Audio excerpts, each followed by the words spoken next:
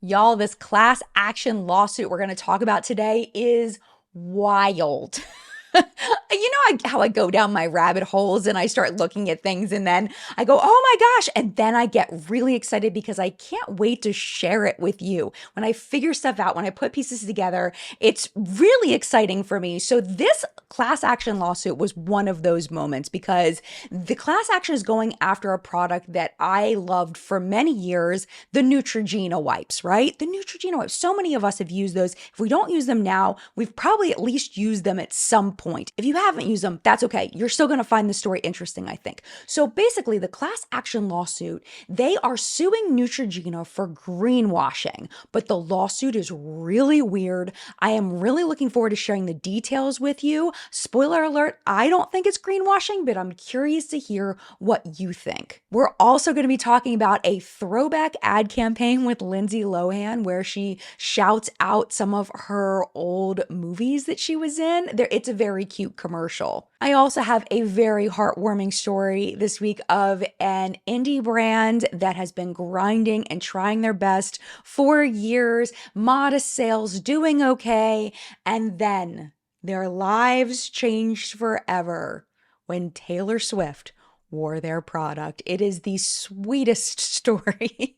I can't wait to share that with you as well. I also have quite a few other stories that I found this week that I want to share with you. So hang tight. We're about to jump into it right now.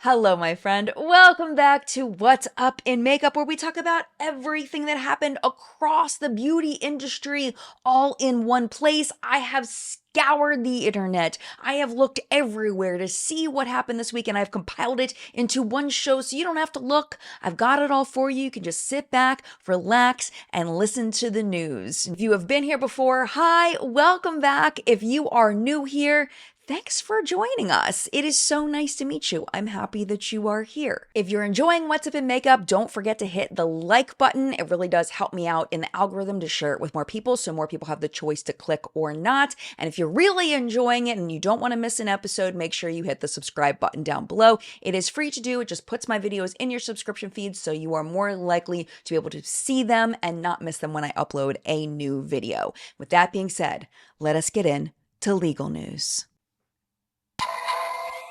that will never get old. So our government here in the US, we're pretty hands off here when it comes to cosmetic regulation. There are certain things that are regulated, obviously, but really the only time brands are truly held accountable for things like greenwashing or not being honest about what is happening with the product happens through the legal system. A customer may find some deceptive marketing, bring it to a lawyer, and then file a class action lawsuit, which will then benefit anybody who joins that class who says they were also affected. Usually it's refunds. Sometimes there's other things involved as well. And one of the ways that brands have been deceiving customers for years is greenwashing, the idea of making a product look like it is more environmentally friendly, more sustainable, when really it's not. And because terms like eco-friendly and sustainable are not regulated in the US, brands just kind of throw those things around, and sometimes things aren't really sustainable. For example, a lot of refillable packaging that is supposed to be more sustainable, it is literally just a plastic container going into another plastic container. How is that helping anybody? I still don't understand.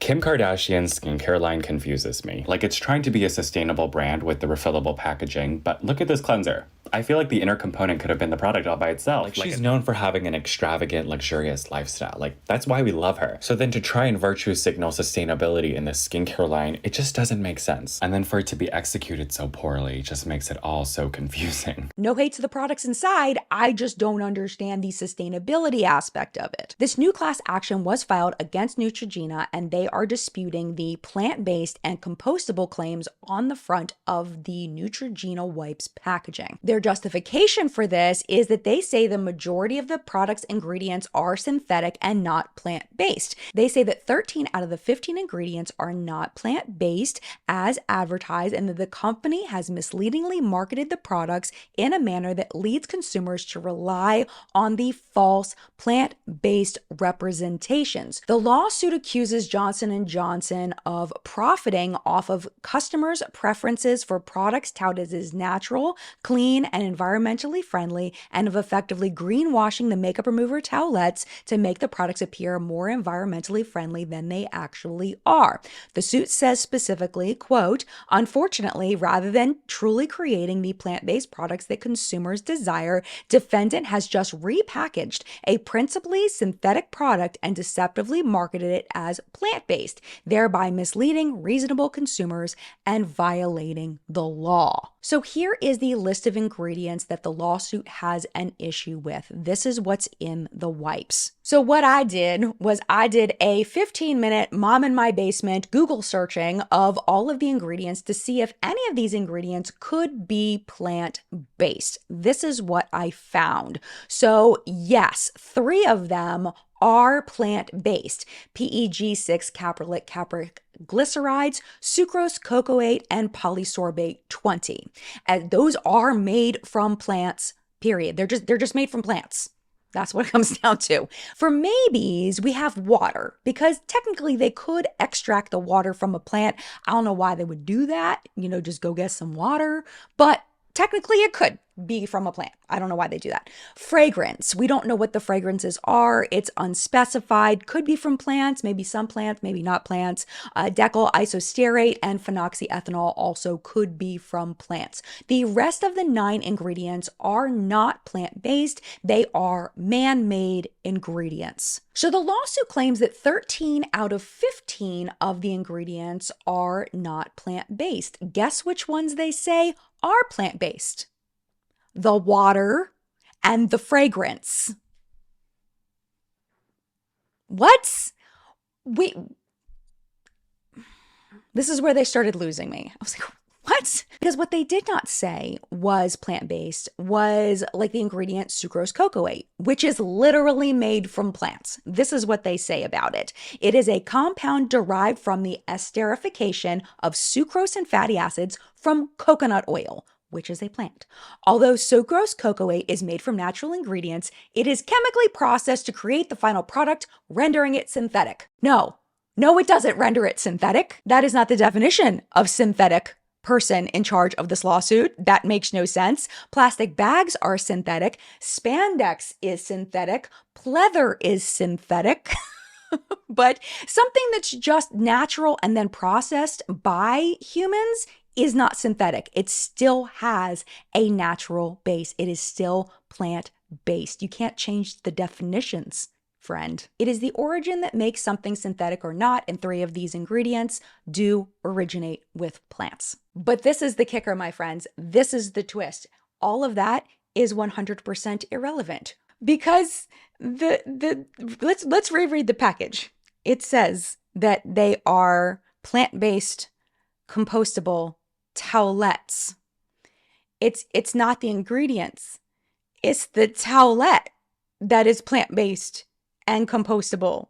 They're not claiming anything about the ingredients. It's the towelette itself. The towelette is not listed as an ingredient in the product. It is the actual thing. It is the thing that the ingredients go on top of. It is not an ingredient itself. What I learned that I did not know was that Neutrogena actually changed their wipes back in March of 2023 to be plant-based. They used a company called VioCell, and VioCell creates this, comes from tree pulp or something like that, something from trees. And that's what the wipe is made of. Now, VioCell works with a bunch of other companies. A lot of them I've never heard of, but some of the ones that I have heard of include Goop. They use their little under eye masks or whatever are made of this VioCell stuff. Also Carefree, the maxi pads, there's some element of those that is from VioCell. I'm assuming the whole thing isn't biodegradable, but they're using something. Somehow they're working with Carefree as well.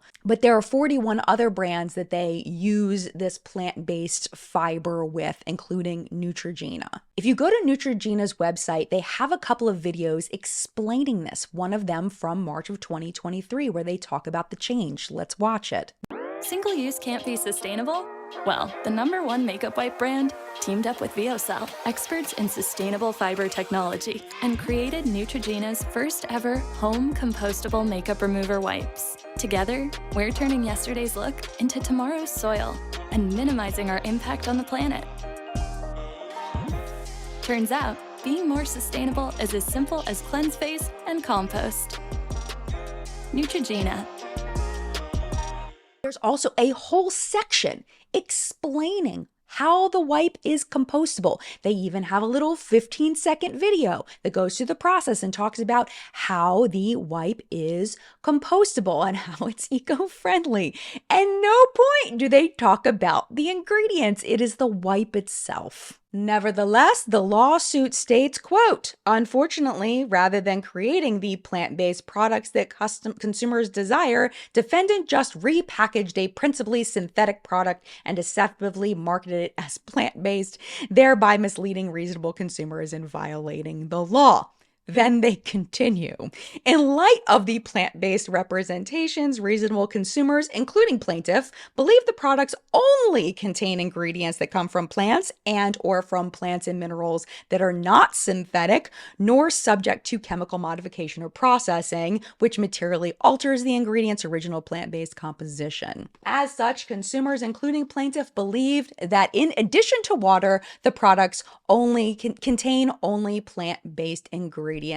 This is the thing, is that if you read the one sentence explanation, it's literally one sentence, and you comprehend that one sentence, then there's no lawsuit. I think that she just didn't understand what they were talking about, but that's not Neutrogena's fault. That is a very clearly written sentence. But now that's what Neutrogena is going to have to prove, possibly in court. Also, when something says plant-based, that doesn't mean that everything is made from plants. It is literally plant-based. The base. Is the base of your house the whole house? No, it's the base, right? Is the base of your argument the entire argument? No, it's the base. And you don't have an argument. You don't even have a base of an argument. This just, I blows me away. And the fact that a lawyer, someone that made it through law school, took this on and thought that it would go through. What are you doing, sir, ma'am, whoever? What are you doing? Did the lawyers not even look at the website with all of the explanations of why it is considered biodegradable and plant-based? Like, what is happening? Because in the end, this is going to take time away from real legitimate lawsuits with real legitimate claims. I am all for holding brands accountable. 100%, absolutely. If brands are greenwashing, we need to hold them accountable because customers need to know what they're buying. But 100%, in my opinion, this is not it. In the US, Sephora and Ulta, direct competitors all the time. They've even gotten to the point where they're copying each other's sales. As a customer, you can really tell that those two companies want to outdo each other all the time. But the big thing that separates the two companies is the products that they sell. So it used to be that Sephora carried the luxury and high-end stuff. Ulta would carry the high-end stuff and the drugstore stuff, right? But now Ulta is carrying more luxury products. Sephora still is not carrying drugstore products, and that is putting them at a disadvantage. But that may not be the way it is forever. e.l.f. Cosmetics can now be found in Sephora in Mexico, which I think is freaking fabulous because from what I'm reading, e.l.f. Cosmetics was not available anywhere in Mexico, and now the Sephoras in Mexico are carrying it. And I think this is going to be huge, not just for Sephora, but for e.l.f. And this may be a great test market to see whether Sephora's should start carrying some more drugstore priced products. I don't know where they're going to put them. If you look at maybe they'll just be online. Maybe, I don't know, because I feel like the Sephoras are just packed full of product. At least the Sephoras around me don't seem to be big enough to have a drugstore section. I know ones in like New York are gigantic, and of course they can have a drugstore section, but the smaller ones, I'm not quite sure where they're going to put it if they decide to go that route. But this is definitely something to keep an eye on to see whether Sephora will have success with this and compete better with Ulta by carrying some lower cost products. Only time will tell. I'll keep my eye on it. Changing the subject a little bit, I'm not a fan of flying. In case I've never told you that. Takeoff and landing, not my favorite things. Do not enjoy. I really don't fly super often, maybe a few times a year. I know some people fly all the time. Some people very rarely fly. Some people never fly. In the article linked down below, they said that people worldwide are expected to make 10 billion trips in global airports just this year. That is more trips than pre-pandemic, which to me is very interesting. So of course, when you have more people doing a thing, companies want to find ways to market to those people that are doing that thing. And the beauty industry, of course, wants to get in on that. When I think of beauty products in the airport, I think of the little shops that are sometimes found in airports that have beauty products. I think of the Kylie Cosmetics vending machines that seem to be in every airport that I go to. What I don't think of is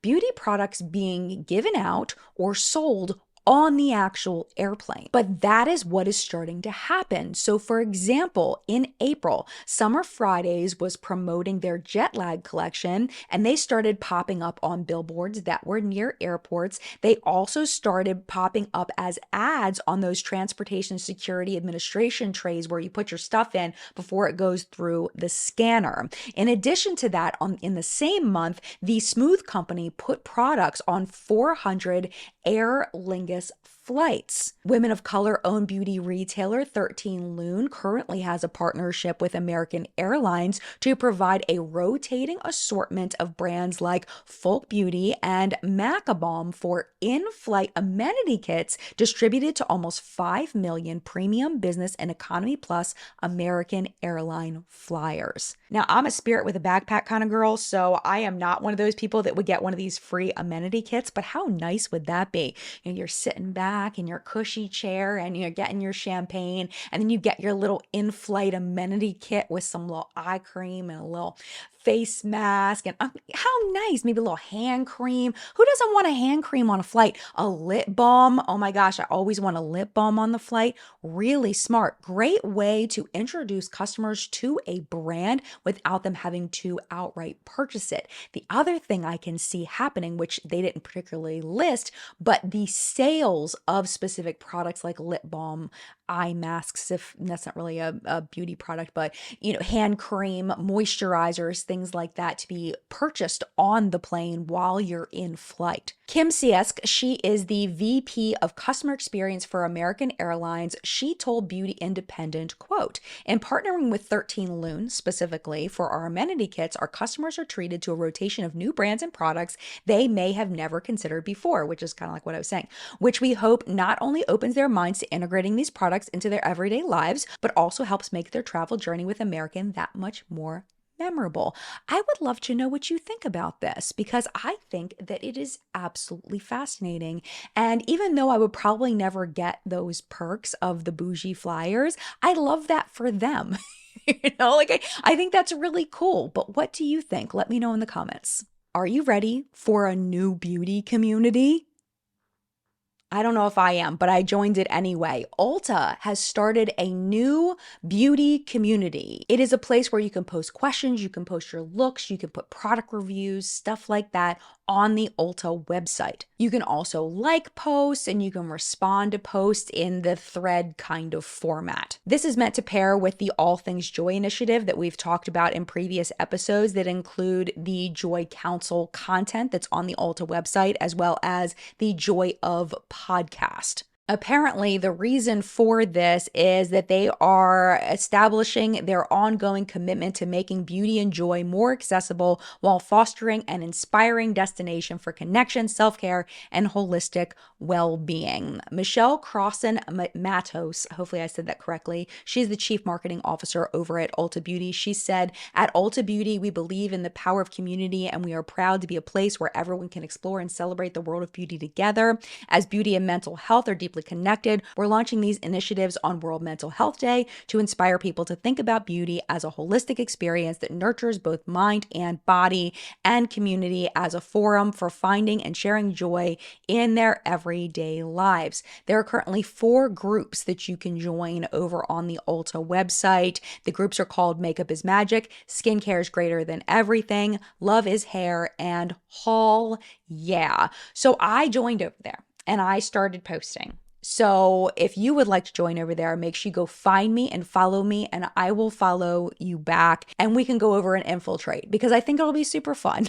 It could be my bias, but y'all seem to love them too. I love beauty commercials. I think they're fun, especially when they've got a sense of humor to them or a sense of nostalgia to them. This week is one that I do not personally relate to, but based on the age demographics of my audience, I think a vast majority of people who watch this channel will greatly relate to this because it centers around Lindsay Lohan, who was a part of many of a childhoods through her movies like Mean Girls, Freaky Friday, and of course, The Parent Trap. So she has partnered with Nexxus for this commercial to kind of give a nod to her younger acting days.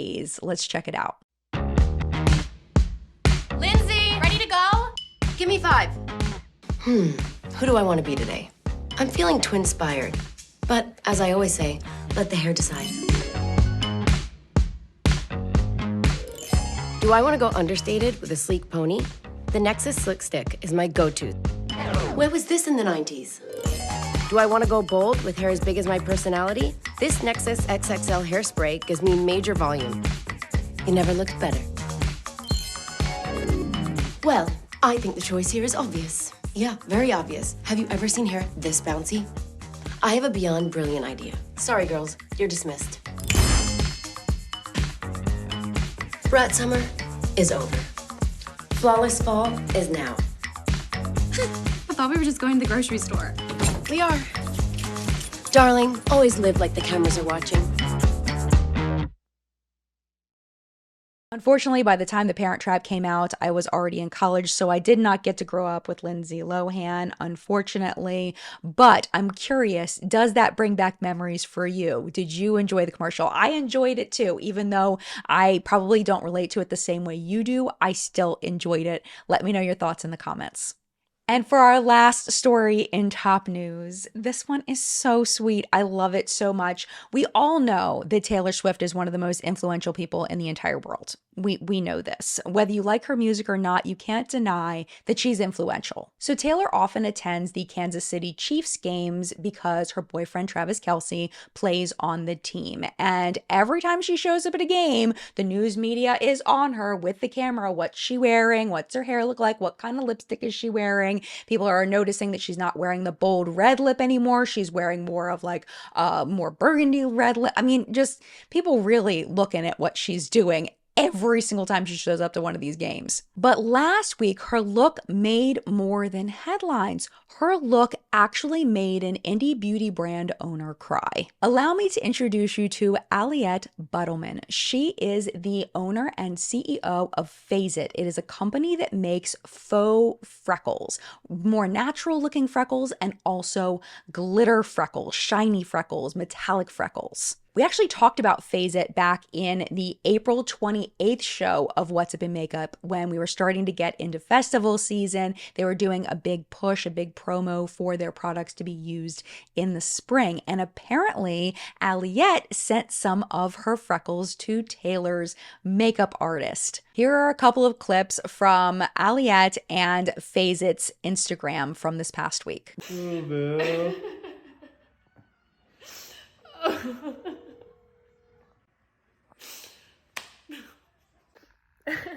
I literally can't can't believe this is real right now. Most of my days are like spent alone and isolated, and I work from home and my small team is remote. So like, it's really just me in my head all day.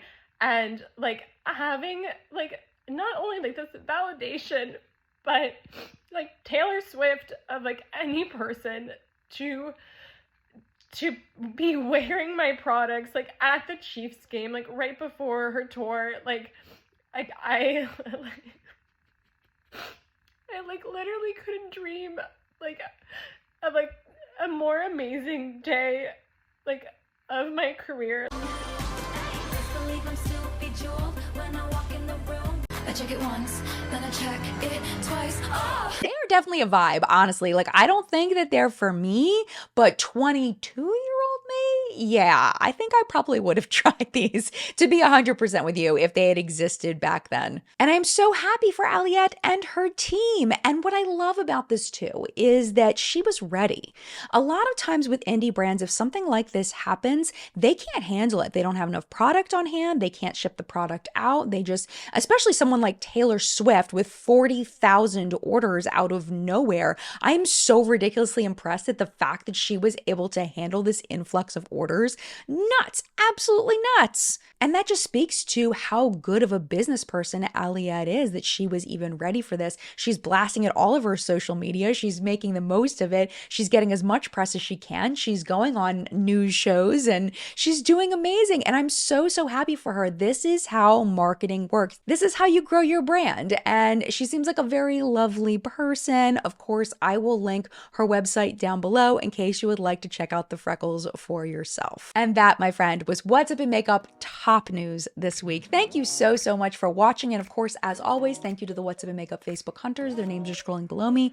Thank you for all of your lovely submissions this week. I appreciate you so, so much. Our live chat today will be at 10 a.m. Eastern Time. Hopefully you can hang out and join us. We would love to have you, but if you can't, it is no problem at all. It's very easy to catch on the replay. Should be hanging out in your subscription feed, or you can go to my channel page, click on the live tab. They're there, or the What's Up in Makeup live chat podcast is underneath every single What's Up in Makeup video, where you can click and see all of the live chats that we've done over the past couple of years. And with that being said, thank you so much for watching What's Up in Makeup this week. I hope you enjoyed it.